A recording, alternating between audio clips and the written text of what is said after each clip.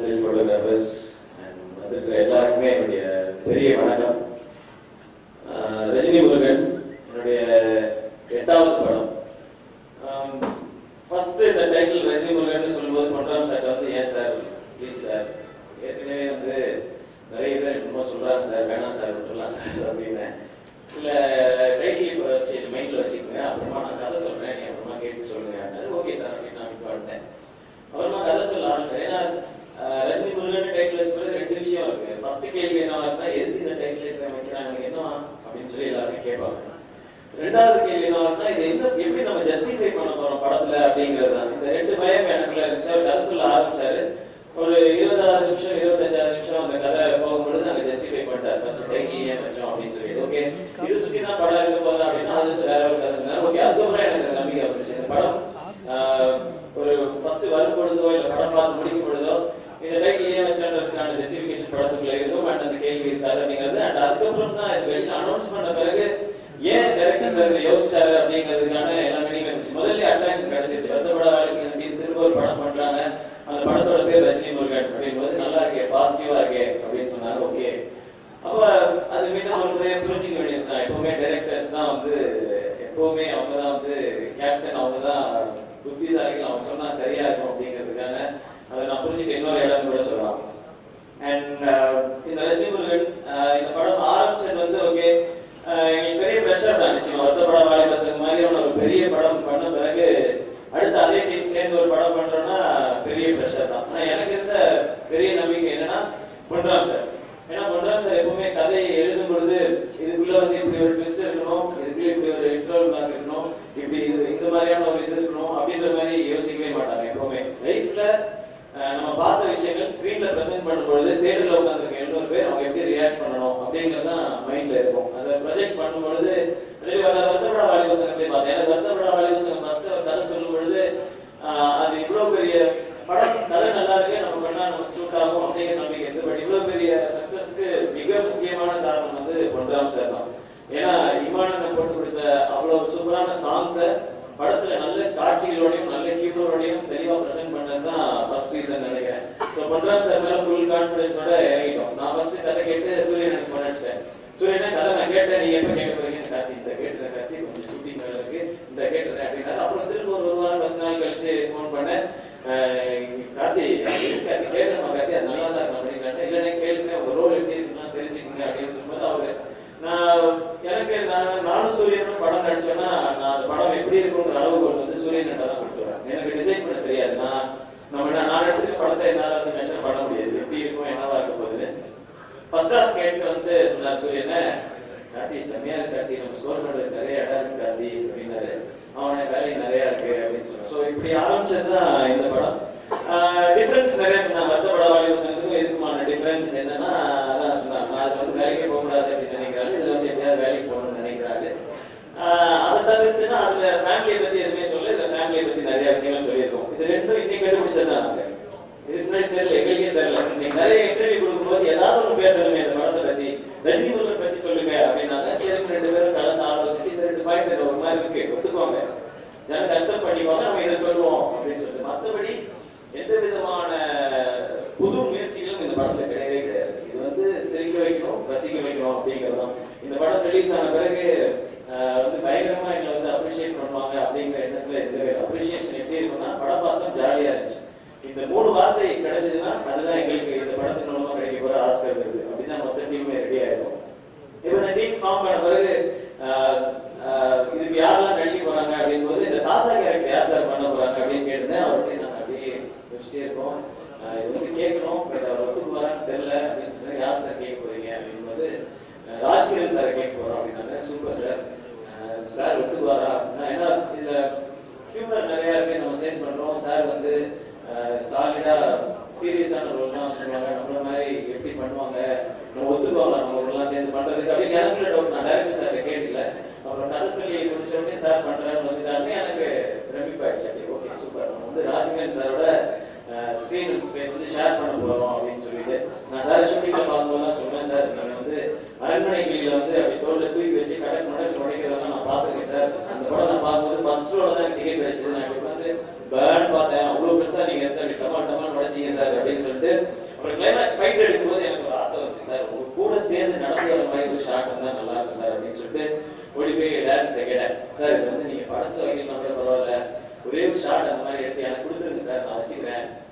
எனக்கு இன்னும் வந்து ஆசையா இருக்கு சார், இந்த இடத்துல சாரோட சேர்ந்து நடந்து வரணும் அப்படின்னு சொல்லிட்டு நான் என்னோட வருங்கால சந்ததி இந்த போட்டு காமிச்சுக்கேன் சார் அப்படின்னு அவர் வந்து ஓகே வச்சுக்கலாம் அப்படின்னு சொல்லி சார் உடனே எடுத்துருந்தார். அதுதான் இப்போ டீசர்ல இருக்கு ஷாட். எனக்கு அதை பார்க்கும்போது சந்தோஷமா இருக்கு. ஓகே சூப்பர் சொல்லி இப்போ படத்தையும் அதை சாலிடா வச்சுட்டேன்.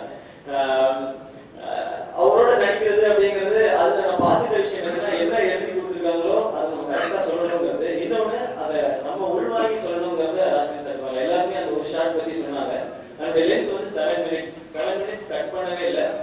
ஃபுல் லென்த் சிங்கிள் டேக்கு, எங்கேயுமே ஒரு ஃபம்புளோ தடுமாற்றமோ எதுவுமே இல்லை. மொத்த பேரும் அப்படியே சாரியை பார்த்துட்டு இருக்கோம். எல்லாரும் கண்ணும் அப்படியே கலங்குது. சூரியனை வந்து அந்த அழுகு, ஏன்னா நாங்கள் ஃப்ரேம்ல இருக்கோமா இல்லையான்றது எங்களுக்கு தெரியல. நம்ம அழுகக்கூடாது இந்த சீனுக்கு, ஏன்னா இது மற்றவங்களுக்கு சொல்ற விஷயம் தான். நாங்கள் அப்படியே எங்களை அப்படியே ஒருத்தர் மாறி மாறி கண்ட்ரோல் பண்ணிக்கிறோம், அப்படியே பார்க்குறோம். பட் அப்போதான் புரிஞ்சுக்கிட்டேன், ஓகே சார் வந்து இந்த சீனை வந்து நடிச்சுட்டு ஓகே போயிடலாம், இன்னைக்கு ஷூட்டிங் வந்திருக்கோம் அப்படிங்கிறது இல்லை.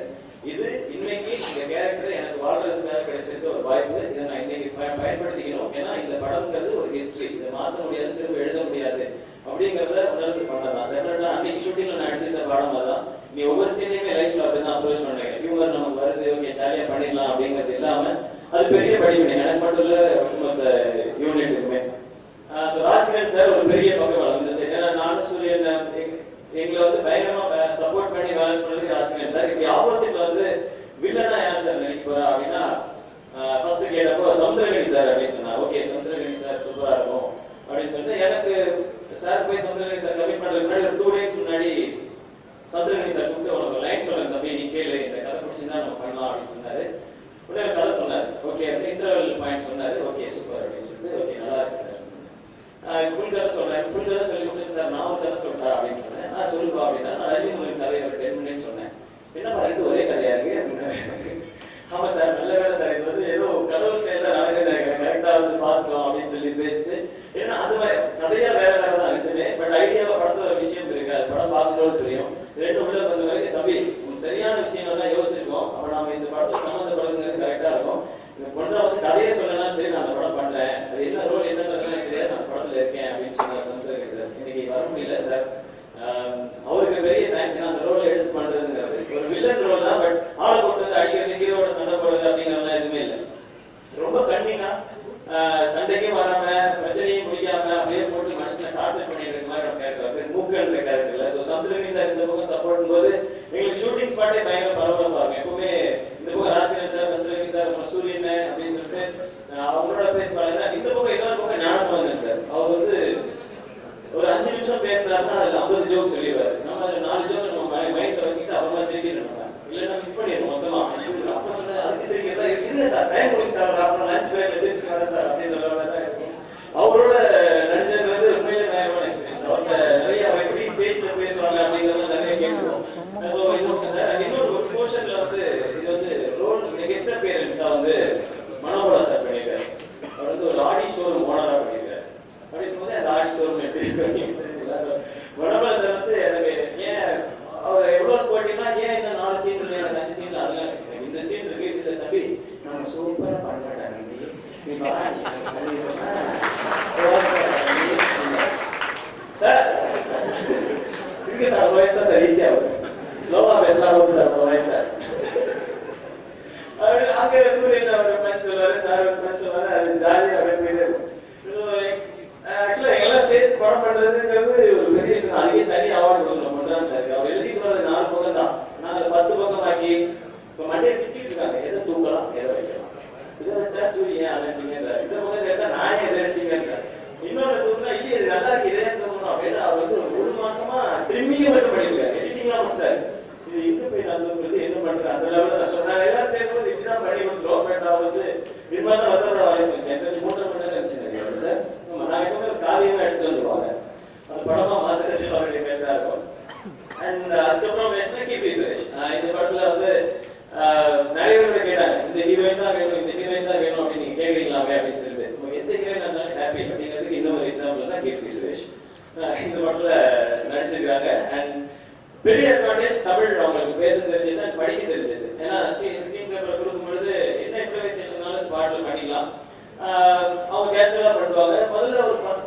3-4 days ஃபர்ஸ்ட் வந்து நடிச்சாங்க. ரொம்ப அமைதியா டயலாக் வந்து ஃபோர்ஸா இருந்தா கூட அது ரொம்ப சாஃப்டா பேசினா. அப்புறம் டேரக்டர் சார்க்கும் எங்களுக்கு டவுட், சார் போக சண்டை போடுற மாதிரியான விஷயங்கள்லாம் இருக்கு, இது வந்து ரொம்ப சாஃப்டா பேசுறாங்களே எப்படி சார் அப்படின்னு அவர் கேட்டாரு. எனக்கு தெரியல சார், நீங்க தான் சார் எப்படின்னா சரி சார் பார்ப்போம் சார் அடுத்த ஷெட்யூல் அப்படின்னா அடுத்த ஷெட்யூல் எங்கே போயிட்டு வந்தாங்கன்னு தெரியல. வேற ஏதாவது படம் நடிச்சு கிடிச்சு முடிச்சுட்டு வந்தாங்களா, ஃபுல்லா ரைடு கிளம்புறாங்க. என்ன அப்படின்னா சென்னையில தான் படித்தேன். டிப்பிக்கலா இங்கே படிச்சுட்டு ஊருக்குலாம் வந்து அந்த மென்டாலிட்டி இதெல்லாம் என்ன பெரியவங்க, நாங்களாம் மெட்ராஸ்லேயே படித்தவங்க அப்படின்னு அந்த மென்டாலிட்டியில தான் அவங்களோட சீக்வன்ஸ் இருக்கும். ஸோ இந்த படம் அவங்க இந்த படத்துக்கும் பெரிய ப்ளஸ், இந்த படம் அவங்க கரியருக்கும் லைஃப்க்கும் பெரிய ப்ளஸ்ஸாக நிச்சயமா இருக்கும். அண்ட் அதுக்கப்புறம் நான் பேச போகிறது பாலசுப்ரமணியம் சார் பற்றி.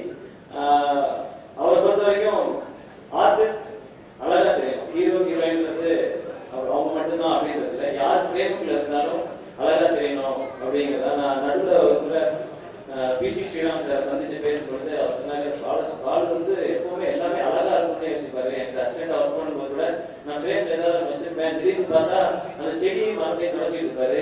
என்ன பண்ணுறது இல்லை சார், செடி அழகா இருக்கும் சார் அப்படின்னு சொல்லிட்டு. ஸோ அதுதான் அந்த படம் பார்க்கும்போது கிறிஸ்டல் கிளியரா இருக்கும். இது வந்து ஊர்ல நடக்குதுன்றதுக்காக சும்மா எப்படி வேணா எடுத்துடலாம் அப்படின்றதுக்காக தெளிவா அழகா இருக்கும். இந்த படத்துலயும் என்ன அழகா காமிச்சதுக்காக பெரிய தேங்க்ஸ் சார். அண்ட் அதுக்கப்புறம் இன்னொரு பெரிய கெமிஸ்ட்ரி பேர் சொல்றேன், பேர் கெமிஸ்ட்ரி அப்படின்னு சொல்லி. ஆக்சுவலா எக்ஸ்ட்ராடனரி கெமிஸ்ட்ரி ஒர்க் அவுட் ஆகிறது வந்து அங்க 2 பேர் உட்காந்துருக்காங்க, இமான் அண்ணன் யுகபாரதி சார். அவங்களுக்குள்ளதான் நினைக்கிறேன் ஒரு பாட்டை வந்து, அதுவும் எதிர்பார்ப்புக்குரிய ஒரு படத்துல வந்து ஒரு பாட்டை எடுத்த உடனே இன்ஸ்டன்ட் ஹிட் ஆக்கி வைரல் ஆகுறதுங்கிறது பெரிய விஷயம். அது வந்து அவங்க 2 பேருடைய புரிதல் தான் சாத்தியமாக்குச்சுன்னு நினைக்கிறேன். இந்த படத்துல இருக்க ஒவ்வொரு பாட்டுமே வந்து கேட்ட உடனே எல்லாருக்கும் பிடிக்கணும், இன்ஸ்டன்டா ஹிட் ஆகணும் அப்படிங்கிறதுக்கான ஐடியா தான். அது வந்து படத்துக்கு பெரிய வலுவா இருக்கணும் அப்படிங்கிற ஐடியா தான். ஏன்னா காமெடியா படம் போயிட்டே இருக்கும்போது வர ஒவ்வொரு பாட்டும் கதை இன்னொரு லெவலுக்கு தான் நோத்திட்டு போகணும் அப்படிங்கிற மாதிரியான ஒரு ஐடியா இருக்க பாட்டு தான். ஸோ அந்த வகையில அவங்களுடைய காம்பினேஷன்ல எப்பவுமே பாட்டு நல்லா இருந்திருக்கு, இந்த படத்துலையும் நல்லா வந்திருக்கு. அவங்களுக்கு தேங்க்ஸ் சொல்லிக்கிறேன். ஏன்னா பாட்டு பெரிய அடையாளமா மாறி இருக்கு. மனம்பதி பறவை, அதுக்கப்புறம் வருத்தப்பட வாலிபர் சங்கம், அப்புறம் இந்த படம் இமான் 3வது படம் இது. யுகபாரதி சார் தான் எனக்கு இது வரைக்கும் அதிகமான பாட்டு எழுதுறது. 35 பாட்டு எனக்கு இது வரைக்கும் வந்திருக்கு, அதுல 20 பாட்டு யுகபாரதி சார் தான் எழுதியிருக்காரு. தேங்க்யூ சார், அதுக்கு பெரிய நன்றி. இமானுக்கு நான் எப்பவுமே தேங்க்ஸ் சொல்லிட்டு தான் இருக்கணும். அது இந்த மேடையில மட்டும் சொல்றது பார்த்தா நினைக்கிறேன். ஸோ நான் ஒரு அண்ணன் அப்படின்னு சொல்றதுக்கு அதுக்கு எப்பவுமே உண்மையா இருக்கணும்னு ஆசைப்படுறேன். ஏன்னா இந்த படத்துக்காக இப்படின்றதுலாம் எல்லாமே எல்லா படத்துக்கும் இப்படிதான் வேலை செய்யணும் அப்படின்னு சொல்லி அவர்கிட்ட அந்த டெடிகேஷன் சின்சியர் எனக்கு எப்போ போனாலும் அவர் ஸ்டுடியோவில் பார்க்கலாம். வேலை அதை கரெக்டாக செய்வோம். மீதி நான் ரொம்ப டென்ஷன் ஆகும், இந்த வேலை ஐயோ எப்படி இருக்கும் போது எப்படி இருக்கும் தம்பி, வேலையை கரெக்டாக செஞ்சுருக்கோம் தம்பி, இது கரெக்டாக நடக்கும் அப்படின்னு எப்பவுமே என்ன சமாதானப்படுத்தி கரெக்டாக கூட்டிகிட்டு வர வரைக்கும் தேங்க்யூனா இந்த படத்துலேயே அந்த பாடல்கள் இருக்கு.